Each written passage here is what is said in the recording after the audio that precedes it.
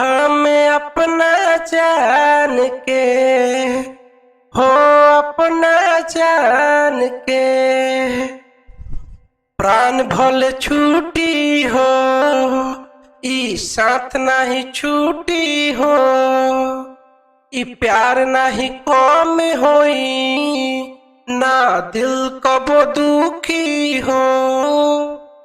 Happy happy भइल जिंदगिया तोहके पाई के, कि हमहू जान से ज्यादा माने हमें अपना जान के, कि हमहू जान से ज्यादा माने हमें अपना जान के।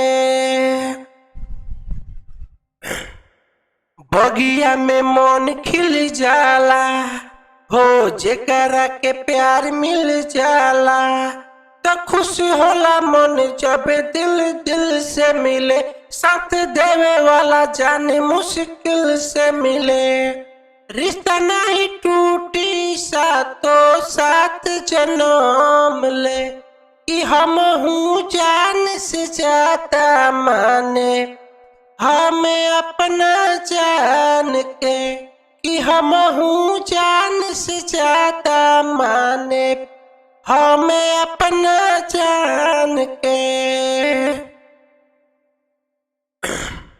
साथ रही जन्म जन्म के, छोरी हो ना कबहू तू हमके, जबले धरती सूरज और चांद रही हो, रानी तोहरा चेहरा पर हतम मुस्कान रही हो।